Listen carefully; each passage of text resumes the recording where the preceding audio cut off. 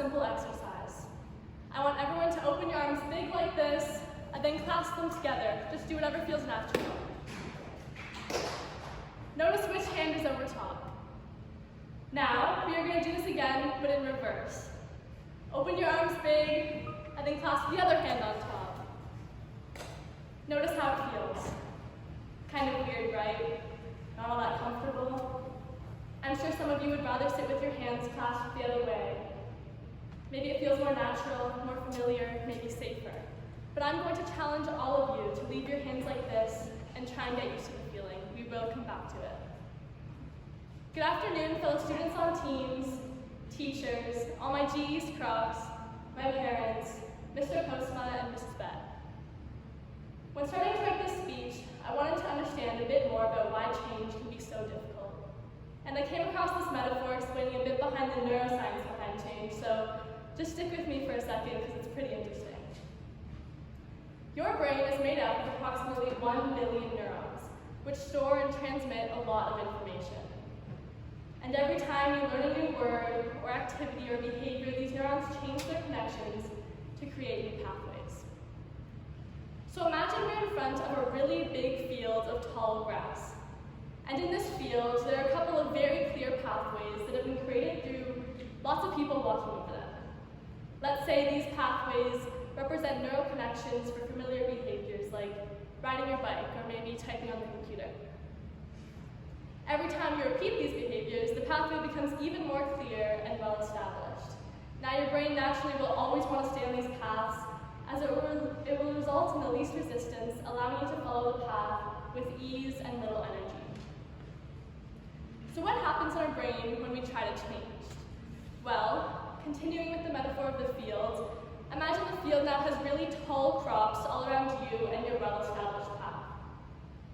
You now decide to create a new path and you go straight through the tall crops and it's hard.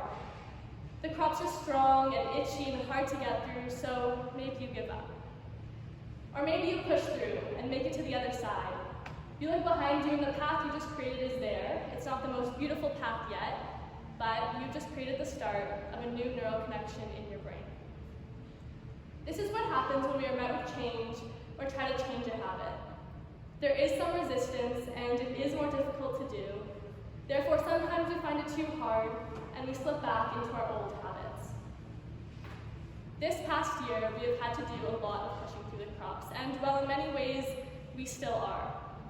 We've had to adapt to a new normal, which at Ridley means new schedules, new ways of playing sport, and new ways of being together as a community.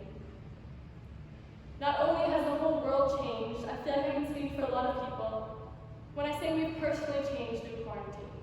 Maybe you picked up a new hobby, or had some time to reflect and work on yourself, or developed a new passion.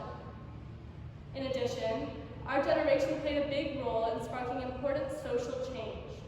There were protests, stories shared, voices heard, to spark important discussions and actions on racial inequality and ways systems can and should change in support of the Black Lives Matter movement. Most recently, we have been supporting and witnessing a change movement to end SARS and police brutality in Nigeria.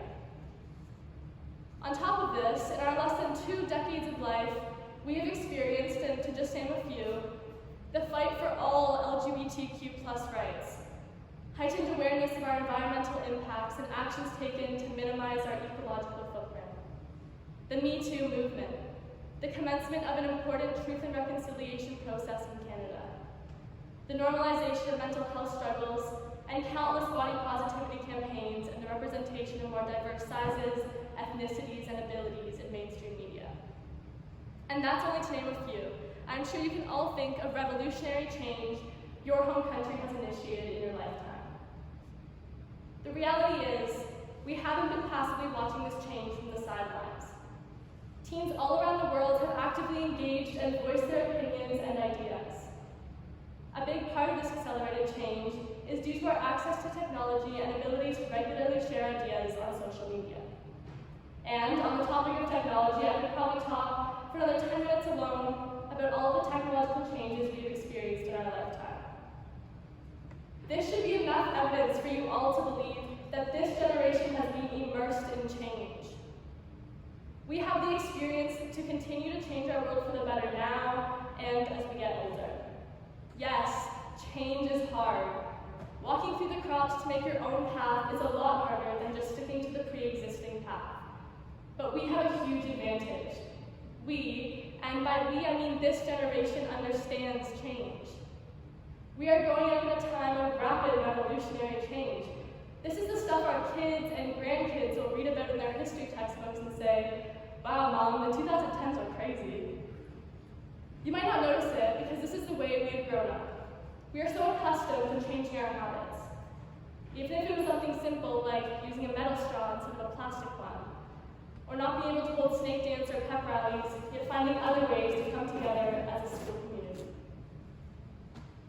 The reason I wanted to share this message as my prefect speech is because as Ridley students, we've been given a tremendous advantage. And I hope that we use this privilege to make a positive difference in the world. So, this is our challenge. How do we learn to effectively work with change and not run the other way when it presents itself? Well, I want you all to look down at your hands. Are they still clasped in that uncomfortable way? Well, if they are, you stuck with it. While crossing your hands is a small example, it's a good metaphor for something much larger. And I guess my solution to effectively working with change would be to stick with it. Be confident and strong and courageous and remind ourselves that we can do difficult things because we have experienced so much change in such little time. However, I want to reiterate, change will be scary. It involves entering the unknown and unfamiliar situations. Trust me, I am definitely a bit scared to leave Ridley, which has been my home, my school, the place I've made a lot of my best friends, and it's been a major part of my family for the past 9 years. I am entering the unknown. However, I know that I will be okay. I know I can do difficult things, and to all my fellow seniors, I know we will approach the changes in the near future with courage and confidence. Leaving Ridley will be a significant personal change for us all, no matter where life takes us after. Beyond the personal aspects of change, on a larger scale, the world will never stop changing.